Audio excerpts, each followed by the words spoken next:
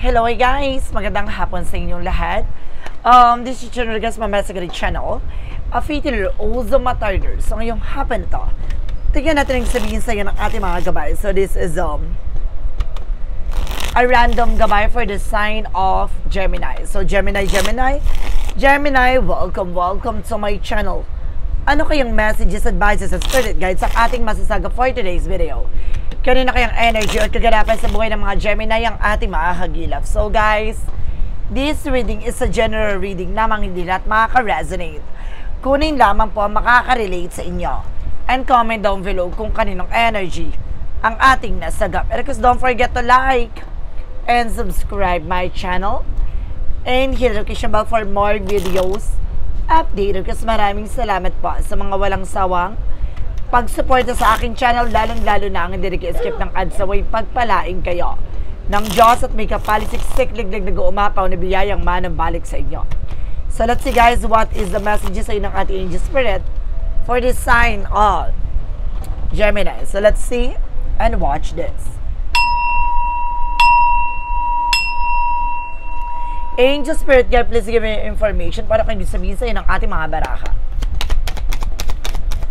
Okay, there's a Six of Cups. Oh my goodness. Now there's something guys with a past person coming back, or either there's something in memories na maaaring manumbalik.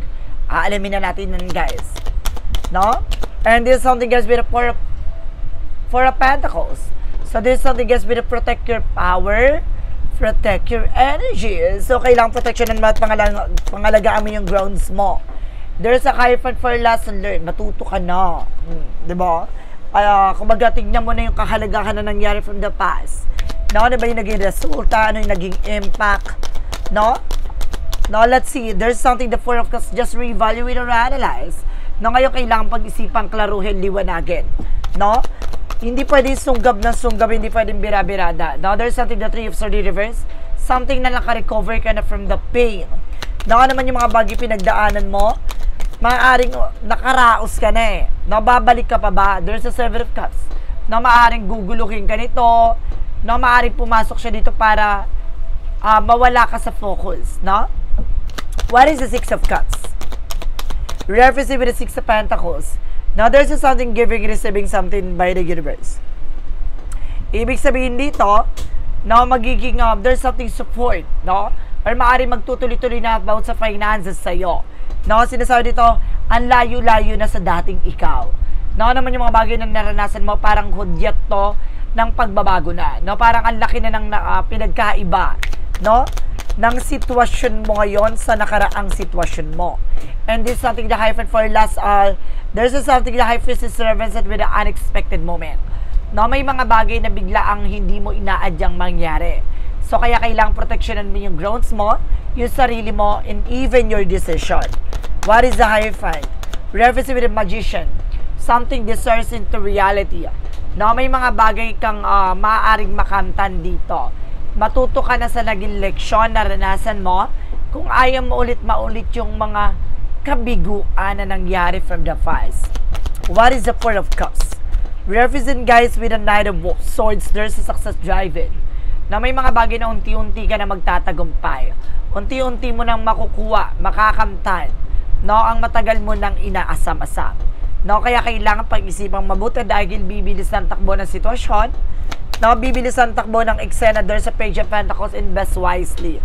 Naka-recover ka na, nakaraos ka na. No, tutukan mo na yung mga bagay na alam mong kumbaga, may babago sa buhay mo.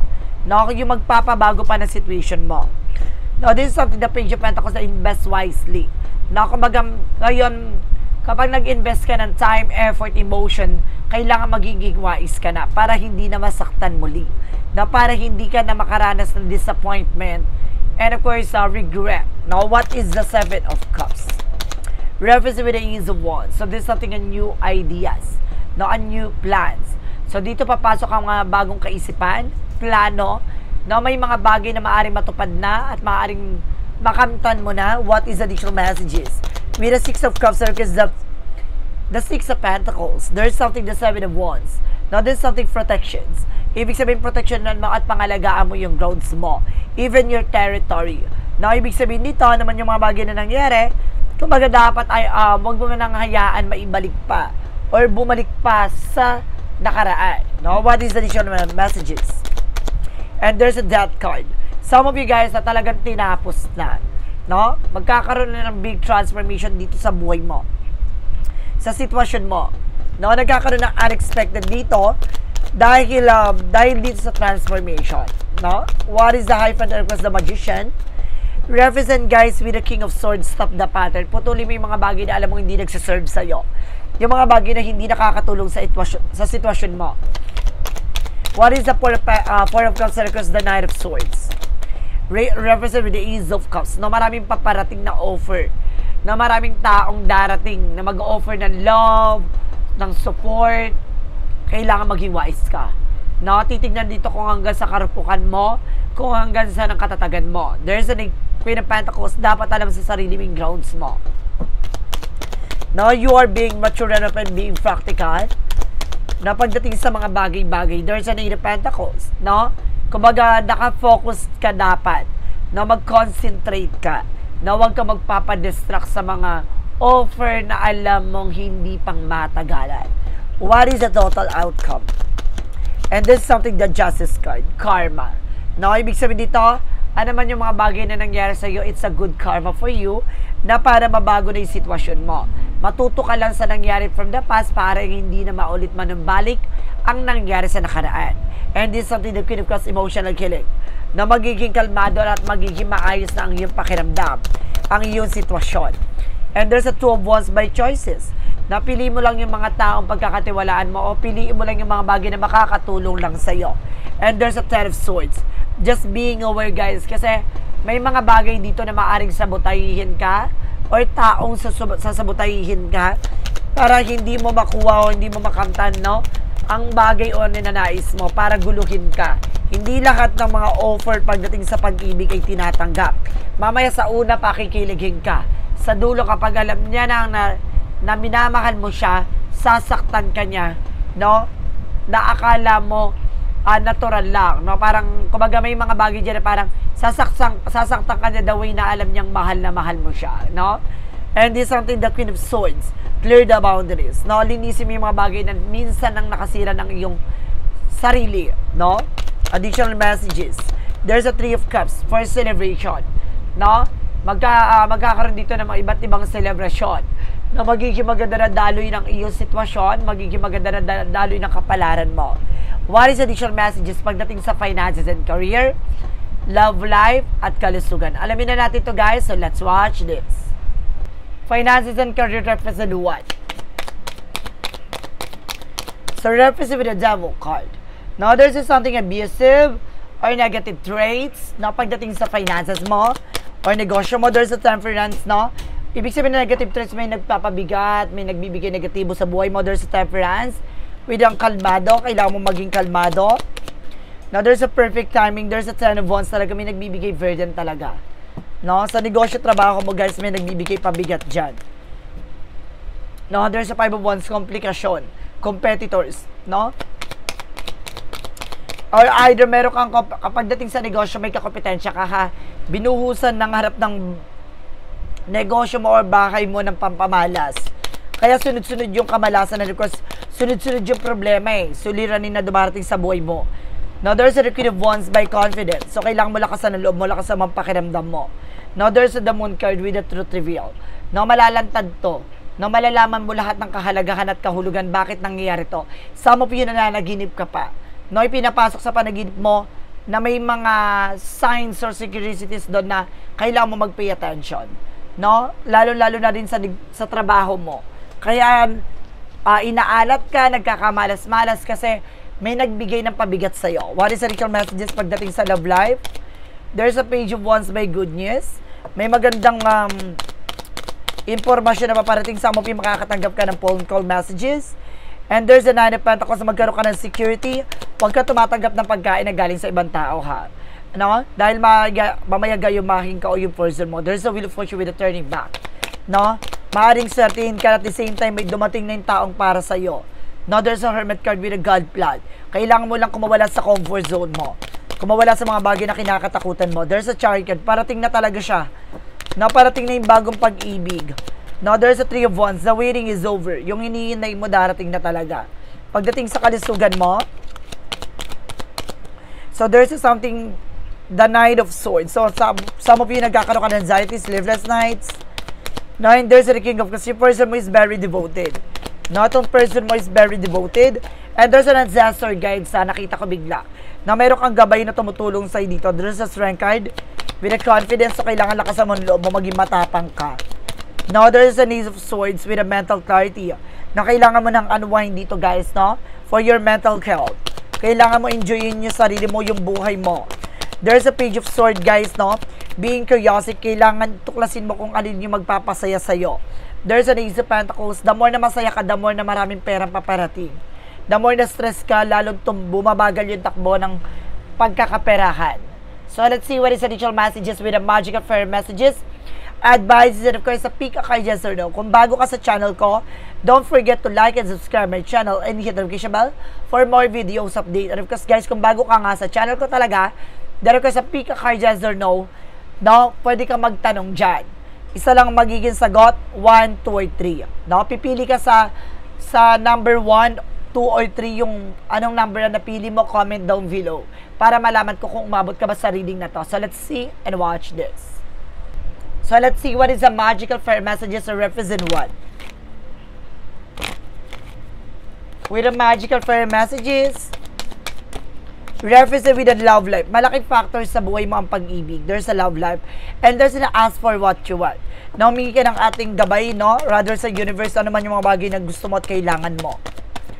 And of course, guys, there's something with a walking away. Na may mga bagay na kailangan mo ng pakawalan at talikuran. No, and this is something na everything is okay. Huwag ka na mag-alala. No, lahat ng bagay na ito ay maaaring papabor sa'yo at may mga bagay na ayon sa kalooban ng Diyos. At magiging maganda ang resulta nito. What is the yin and yang oracle card? Represent, guys, with the rejection and loss. No, kailangan marunong ka tumanggi. No, pakawalan at bitawan na. There's a reunion. Some of you meron talaga reconciliation na mangyayari. Now, there's something a past person coming back. Now, at the same time, this is something attraction that you are being attracted to anyone. Ibig sabihin, meron ditong may gusto sa'yo. No? So, let's see what is the synchronicities represent what. Represent with an attraction that you are being attracted to anyone. Talagang double clarification with an attraction. Now, there's an attraction and attraction, guys. And this on imagination, no? Ibig sabihin ito, palawakin mo ang iyong imaginasyon na magkakaroon ka ng ideas. And this something in love.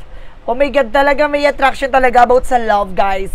No, malakas ang atake mo sa isang tao na to. No, sa tao na to, iba yung atake mo. No, may lihim siyang may gusto sa'yo or may gusto siya sa'yo. And this something ghosted, disappearing. Some of you guys know, meron ditong ginosted ka, iniwan ka sa ere. And this something silent, no contact. Some of you wala kayong contact ng person mo. And there's a snake shifter mimicking. Mag-ingat ka sa mga taong nagbabalat kayo, nagpapanggap. No? What is an eagle's number represent what? For an eagle's number represent what? Represent, guys, with a 21 with the energy level. Now that day you're waiting for will come in discipline. You're getting closer to the end goal. There's no need to overextend yourself. Guard your energy to remain focused and calm. It will be pay off. It's a climb that elevator ride, trusting you. Magtiwala ka sa sarili mo. Na lahat ng bagay na to ay maaaring pataas na ng pataas hanggang sa makamit mo na ang matagal mo nang inaasam at pinapangarap. What is the money move oracle then? Reference with a celebration. Now dito, papasok ang mga celebration. Now there's a plan for joyful and future. So kick off the party as activities na have great time, no? Kailangan mo pa rin ng oras para libangin yung sarili mo. And there's a part of the light, represent what?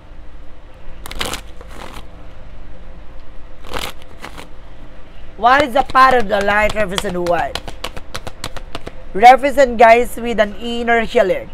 Now, God has brought me to the perfect state of being for healing. When I encounter weaknesses, I transform into strength. I focus my thoughts on the light, allowing darkness to turn into courage, which is step I become stronger, more resilient, and aligned with divine healing. So, kumbaga tuloy-tuloy ka na, kumbaga gumagaling yung mga kabiguan, request lahat ng mga naranasan mo, nagsilbing kalakasan mo yan. No? Kumbaga yung kahinaan mo, yung mga naranasan mong kabiguan, kumbaga hinatak mo, kumbaga pinalitan mong lakas yan. No? Yung pain na yan, yung mga bagay na yan, kumbaga talagang naging matibay ka sa likod niyan. And there's a what lies beneath with the hidden future. Now let's see. Represent with the depression. Some of you talagang marami kang pinagdaanan dito na depressed ka talaga ng bonggang-bongga. No? So let's see what is the shadow work represent what. Kaya there's an inner healing eh. No? Ibig sabihin nito, kailangan mong hilumin, no? Ang iyong mga nararamdaman, no, na parang disappointment, mistakes, no, failure. Kasi inner healing something na hindi yan makikita, no? Pero ayan yung nararamdaman mo sa sarili mo. And of course, let's see what is shadow work. Represent with the defensive, no? Protection na natanggapin mo sa sarili mo, ano man yung mga bagay, kabiguan mo, yun yung kailangan mong panghawakan at pangalagaan. And there's a clarifying for a love situation. Let's see. There is something, guys, with a flickering passion, feeling come and go, or the chemistry is not there. So some of you guys na parang go to the flow ka na parang walang kilig ka nararamdaman, parang normal lang. Na some of you pag ganun na, kailangan mong kumawala doon. Na baguhin yon. Na huwag kang magstay sa isang bagay na alam mong hindi ka masaya. And there's a clarifying for a life situation.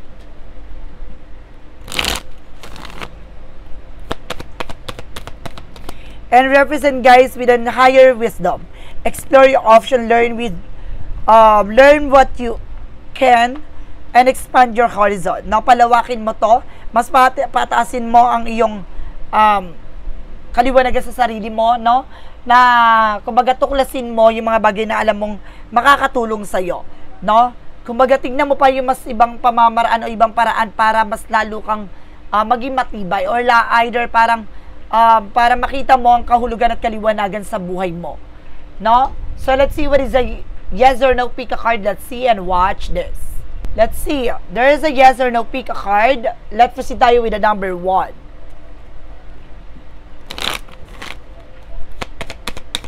Number 1, represent, guys, with the yes.